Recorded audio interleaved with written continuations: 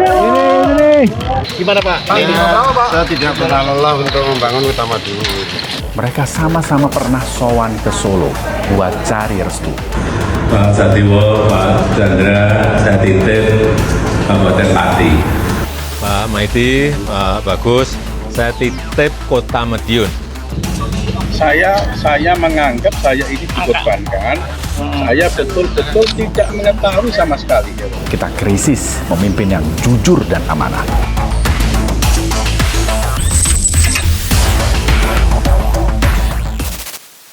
Masih ingat Sudewo, Bupati Pati yang dulu didemo besar-besaran sama rakyatnya sendiri, sampai dituntut mundur. Waktu itu Sudewo kayak orang kebal hukum. Rakyatnya teriak, tapi DPRD-nya pasang badan. Suara publik kalah telak sama suara koalisi. Bahkan Sudewo nggak gentar di demo. Jangan hanya 5.000 orang, 50.000 orang saya suruh ngerahkan. Saya tidak akan gentar. Tapi politik memang suka bercanda. Kemarin nih plot twist-nya datang. Sudewo akhirnya tuntas juga, tapi bukan di DPRD, tapi di tangan KPK. Ini. Komentarnya Pak.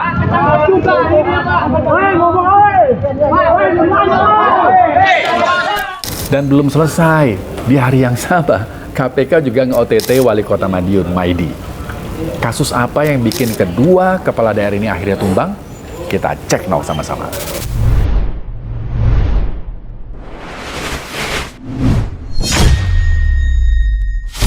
Guys, masih ingat nggak 13 Agustus tahun kemarin di Pati? Rakyat Pati turun ke jalan, unjuk rasa. Mereka menuntut Sudewo untuk mundur. Waktu itu tensinya, tinggi banget, panas Pati.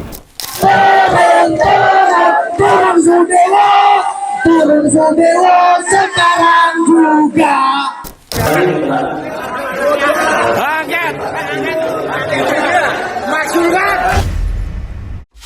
Rakyat Pati sudah benar-benar nggak percaya. Tapi toh akhirnya Sudewo lolos dari pemakzulan. Di jalanan, rakyat teriak untuk nuntut Bupati Pati mundur. Tapi di dalam gedung DPRD, suara mereka malah hilang. Dari 7 fraksi yang ada, cuma PDI Perjuangan doang nih yang berani untuk setuju memakzulkan Sudewo. 6 fraksi lainnya, mereka malah jadi bemper. Alasannya klasik, 6 fraksi ini mau kasih kesempatan buat perbaikan kinerja Sudewo. Yang tidak menyetujui Pak Bupati dimajukan yaitu dari fraksi Gerindra, dari fraksi PKB, dari fraksi P3, dari fraksi Golkar, dari fraksi Demokrat, dari fraksi PKS. Sebagai kepala daerah, Sudewo ini cukup kontroversial dengan omongan-omongannya yang dianggap arogan. Ini contohnya. Saya ingatkan, di bawah kepemimpinan saya, jangan sekali-kali ada seseorang yang sengaja mencoba mengganggu pemerintahan saya. Bila mana ada orang yang mengganggu pemerintahan saya, urusannya lain. Jangan hanya 5.000 orang, 50.000 orang saya suruh ngerahkan. Saya tidak akan gentar. Saya tidak akan merubah keputusan. Tetap maju. Ya, silahkan kalau mau ada pihak-pihak yang mau demo silahkan. Saya tidak akan gentar, tidak akan mundur satu langkah. Rakyat dianggap remeh, suaranya dianggap polusi. Sudewo lupa kalau kursi yang dia dudukin itu dari rakyat, bukan punya partai koalisi. Hampir setahun gak ada kabar, tiba-tiba ada operasi tangkap tangan KPK. Dan Bupati Sudewo jadi satu di antara 2 orang yang ditangkap. Pada akhir tahun 2025, pemerintah Kabupaten Pati, Jawa Tengah mengumumkan akan membuka formasi jabatan perangkat desa pada bulan Maret 2026. Saat ini diperkirakan terdapat 601 jabatan perangkat desa yang kosong. Atas informasi tersebut kemudian diduga dimanfaatkan oleh saudara SDW selaku Bupati bersama-sama dengan sejumlah anggota tim sukses atau orang-orang kepercayaannya untuk meminta sejumlah uang kepada para calon perangkat desa. Ini perangkat desa aja dimintain uang. Sudewo dan beberapa orang diperiksa di Polres Kudus.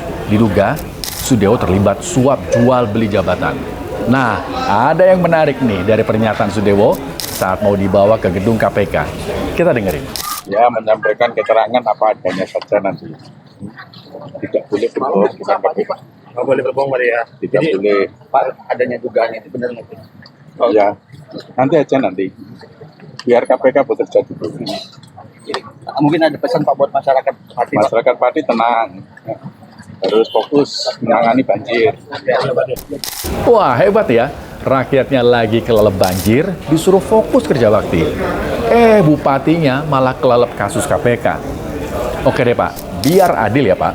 Rakyat Pati fokus beresin banjir. Bapak fokus beresin penyelidikan di KPK. Pengangkatan pejabat di lingkungan pemerintah Kabupaten Pati, baik eselon 3 maupun eselon 2 yang ratusan orang, termasuk pejabat di rumah sakit umum daerah dan BUMD, tidak ada satupun yang transaksional. Saya tidak menerima imbalan apapun. Konkretnya Pak Dewo, ada angka 125 ke 225 itu angka dari Anda, perintah dari... Enggak, sama bukan, sekali jadi gimana Pak? Jadi Bapak dikorbankan?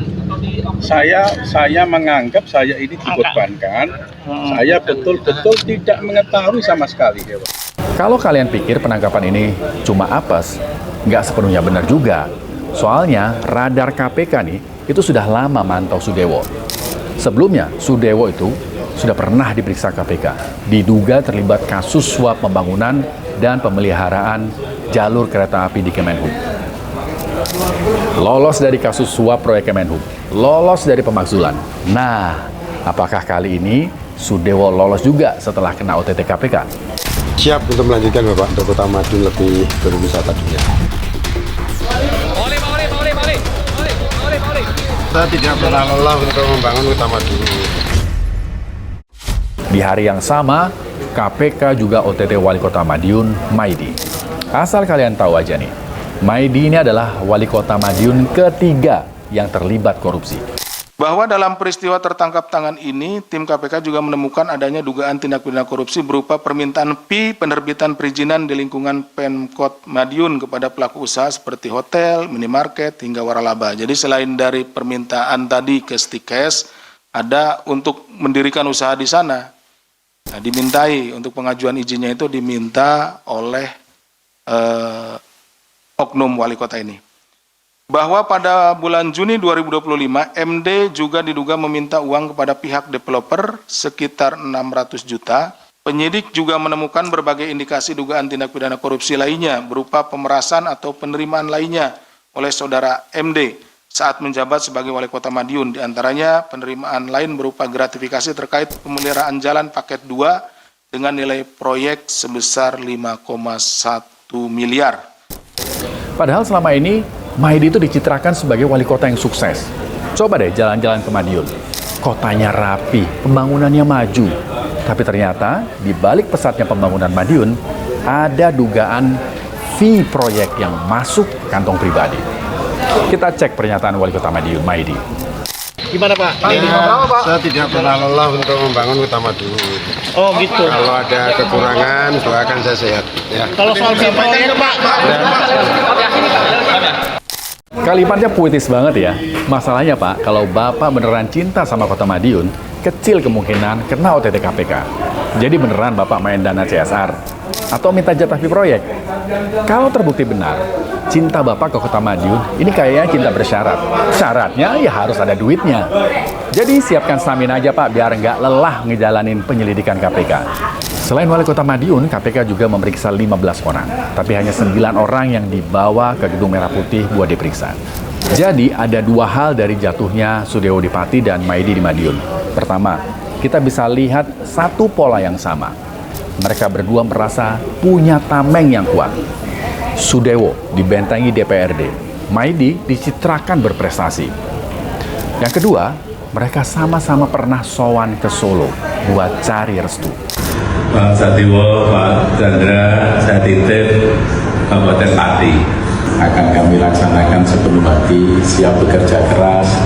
Saya mudah-mudahan menjadi bupati yang amanah untuk rakyat Kabupaten Pati. Amin. Atur suwun sangat dukungan Ibu.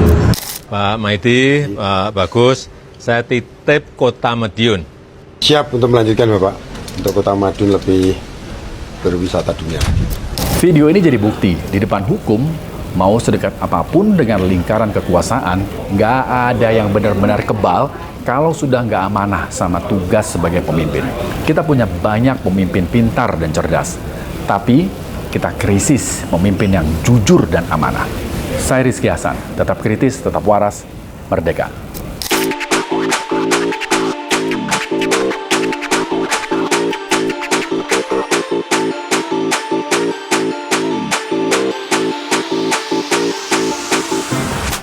Makasih banget ya sudah menyimak Check Now.